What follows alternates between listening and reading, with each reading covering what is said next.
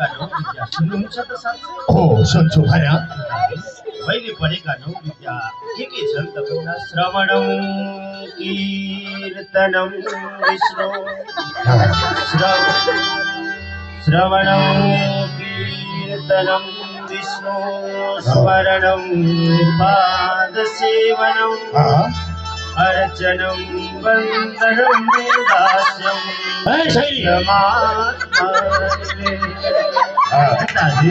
मैले यही विद्या सिकिरहेको छु। यो भनेको के हो बाबु? त्यो मलाई बताऊ।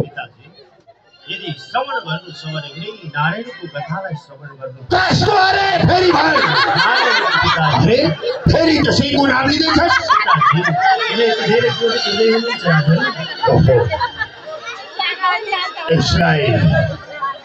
यसलाई अब भएन। यसै हो हजुर महाराज। बार तो मेरो शब्दको नाम लिँदैछ। यसलाई जाओ लगेर भिरबाट उल्टाइ जाओ। जाओ सैनिकको। हिल प्रहलाद हिल आजा आजा। हिल कहाँबाट जानु? कहाँबाट? भिरबाट उल्टाइ जाओ। पिताजी पिताजी। अरे प्रणाम पिताजी। अरे ए सैनिक हो। हजुर महाराज। शिवले यसलाई भिरबाट उल्टाएन? तारे भिरबाट लडाको। अनि फेरि यो कहाँबाट आयो? हामी पनि चकित छौँ महाराज। त्यसो भए यो महाराज एउटा ध्रुवे हात्ती छ। त्यो हात्तीसँग लगेर कुल्चाइ। जाओ सैनिक हो। विद्रान्तिबाट कुल्चाइ जाओ। अब त पक्कै मर्छ त्यो।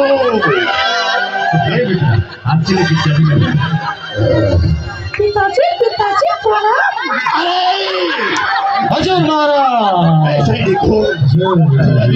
तिमीहरूले यसलाई हात्तीबाट कुल्च्याउँछु भन्थ्यो। खोइ त कुल्च्याको नि के गर्नु? हामी भन्दा अगाडि आउँछ हजुरको पुत्र। अरे नै चकित छ। तिमीहरूले हात्तीबाट कुल्च्याउ भन्छौ। महाराज केवल प्रास धेर खाएको रहेछ मर्दै रहेछ। त्यसो भए भन तिमीहरूलाई नि सक्छु यसलाई के गर्दा ठिक हुन्छ? आइडिया छ महाराज। के आइडिया छ ल भन। यसलाई लगेर काल कोठरीमा थुनिदिउँ महाराज। ठिक भन्यौ तिमीहरूले। मेरो काल कोठरीमा थुन्याऊ यसलाई।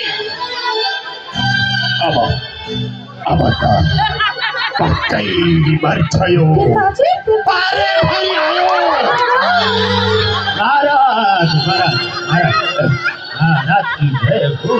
जय हो।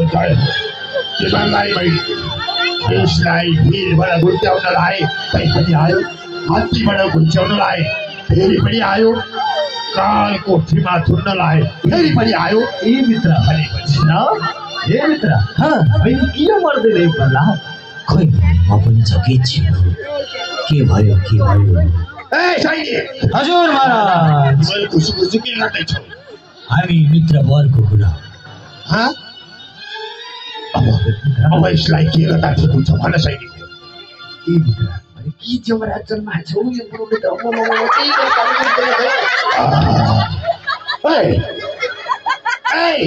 महाराज तिमीहरू दुईजना खुसी केही कुरा गर्दैछौ?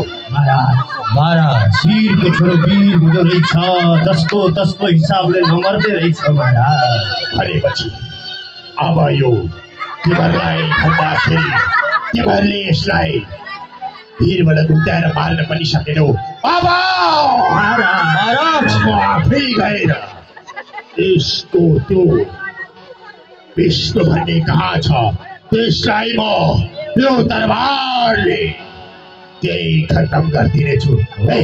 यो हो नि त कुरा महाराज। मार्दिनु तेरो त्यो विष्णु कहाँ छ?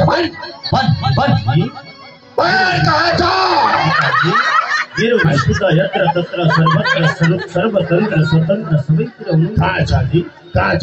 सबैतिर हुनुहुन्छ पिताजी।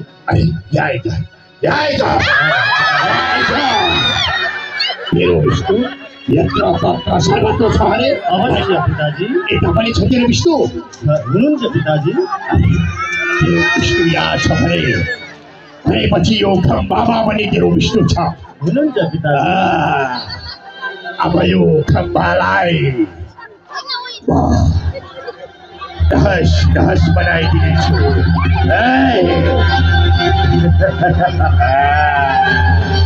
पिताजी सबैतिर हुनुहुन्छ मेरा नारायण।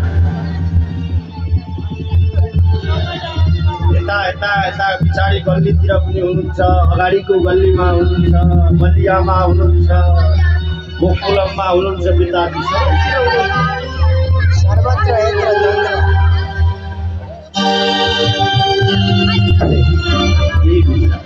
मित्र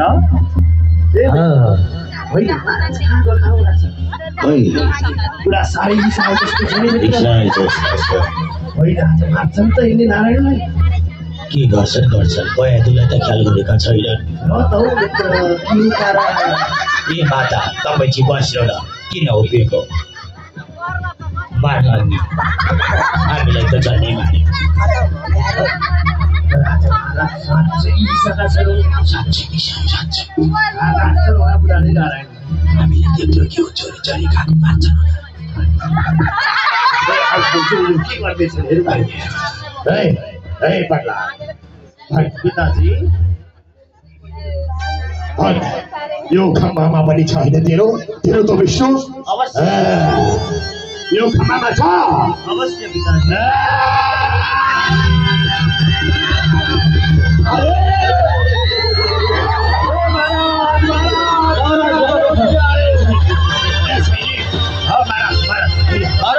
यो के आयो सैनिक? एकछिन हजुर बसिसो, हामी भिड्छौँ। मित्र म चाहिँ गएँ, भागे सकिन।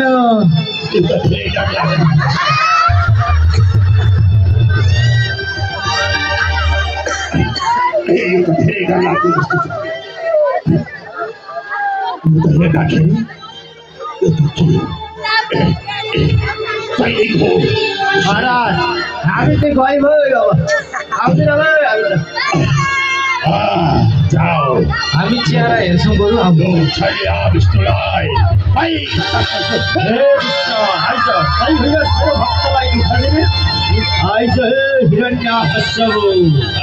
आज मेरो हातबाट बस्दैन से मूर्ख। आइज हे दुष्ट आइज। आइज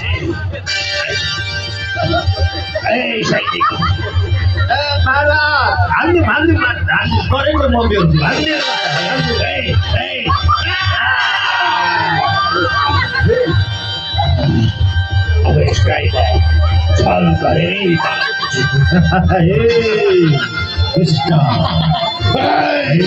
मार्नु। आइज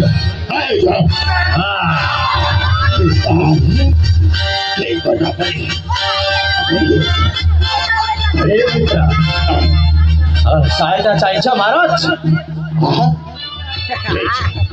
मैले रिसाइदिन भने के गर्नु भन्नु बुझ्यौ? महाराज भिड्नुहोस् परेको हामी बिहोर्छौँ। महाराज भिड्नुहोस्, छोड्नु यो नारायणलाई। आइज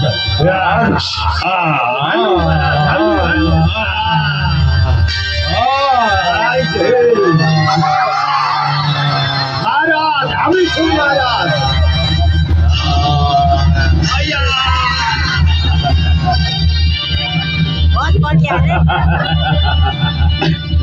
छलिया नारायण अहिले मलाई मार्छु सोचेको होला। महाराज हामी छौँ महाराज, हामी छौँ।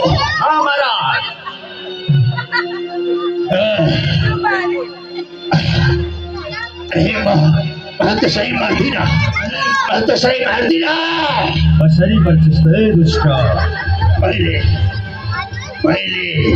ब्रह्मदेवसित अजरमर हुने वरदान पाएको छु।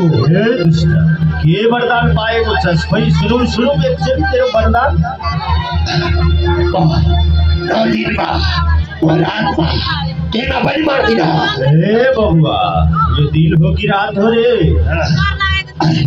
यो त साँझको समय छ। अनि अर्को के छ वरदान तेरो अस्त्र शस्त्र केही बाटो पनि ए नङ्ग्रा हेर भाइ यो अस्त्र हो कि शस्त्र हो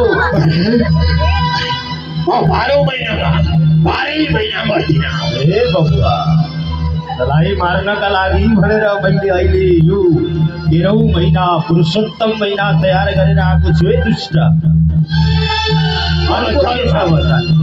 जलमा थलमा दुईटैमा मर्दिन यो जल हो कि थल हो रे विचार गरेर अर्को के छ तेरो वरदान बाहिर भित्र कतै पनि मर्दिन यो बाहिर पनि होइन यो भित्र पनि होइन हे दुष्ट त संहारमा छ सैले आज मैले ती ब्रह्मदेवसित पाएको सबै शक्तिहरू छेद भएर गए भन भाइ तेरो कुनै त्यस्तो वरदान छहरू बाँकी छ भने त्यसलाई पुरा गर्न म आएको छु भन तेरो वरदान के रहेछ अरू सुनौ आज तेरो अन्तिम दिन आइसकेको छ तैले मेरो भक्त प्रहलादलाई धेरै दुःख दिइस् अब तेरो अन्तिम घडी आयो हे दुष्ट अब त मेरो हातबाट बच्नेछ हे दुष्ट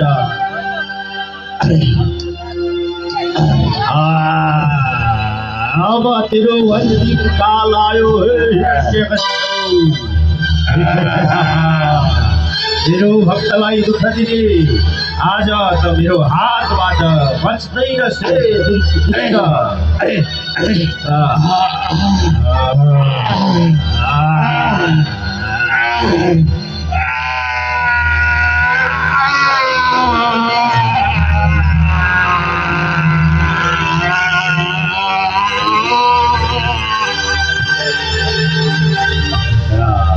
नृसिंह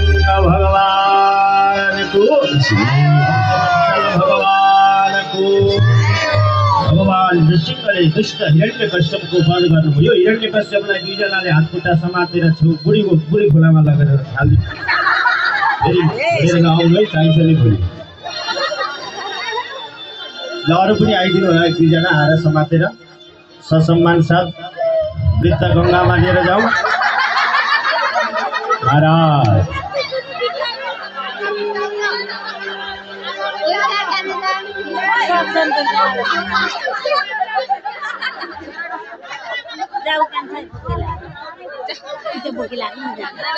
नृसिंह भगवानलाई यहाँ ल्याएर कुर्सीमा राखेर पूजा गरिदिउँ भगवान क्रोधित भएर आज आफ्नो भक्तलाई दुःख दियो दुष्टले भनेर सुदूत पनि हराएर अहिले भौतारी राख्नु भएको छ भगवानको क्रोध शान्त भएको छैन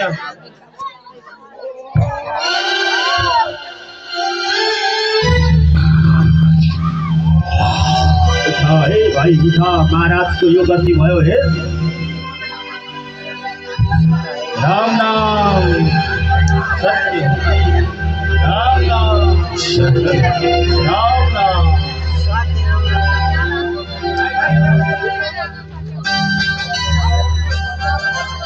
प्रहलादले गएर भगवान नृसिंहको स्तुति गर्न लागे भगवान नृसिंहले प्रहलादलाई काखमा लिनुभयो काखमा लिएर भगवान नृसिंहलाई कसैले मनाउन सकेका थिएनन् कुनै भक्त प्रहलादलाई आज भगवान नृसिंहको क्रोधलाई शान्त गर्नुभयो र भक्तलाई भन्न लाग्नुभयो बाबु तिमीले मेरो कारणले गर्दा धेरै दुःख पायौ धेरै कष्टलाई भोग्नु पर्यो बाबु तर मैले तिम्रो दुष्ट हिरण्यकश्यपको अन्त्य गरिसकेको छु भन बाबु अब तिमी के चाहन्छौ भगवान मलाई केही चाहिँदैन मैले हजुरको दर्शन पाएँ मेरा पिताजीको हजुरसँग द्रोह गरेका कारणले अधोगति नहोस् भगवान हे बाबु जुन कुलमा तिमी जस्तो यशस्वी सन्तानको जन्म हुन्छ तिम्रा पिता त कि तिम्रो 21 कुल तरेर गइसकेको छ बाबु तिमीले चिन्ता नगर यो धरतीको राज्य शासन गर यो धरतीको राज्यलाई सञ्चालन गर अन्त्यमा तिमी मेरो धामलाई प्राप्त गर्नेछौ भनेर भगवान नृसिंहले प्रहलादमाथि कृपा गर्नुभयो कर्ता परिवारले आएर नृसिंह भगवानको पूजा गरिदिनुहोस् र एउटा भक्ति भजनको साथसाथ भगवान नृसिंहको पूजा गर्दै गर्दै आजको कार्यक्रमलाई पनि हामी यही समापन गर्दछौँ भागवत भगवान की जय।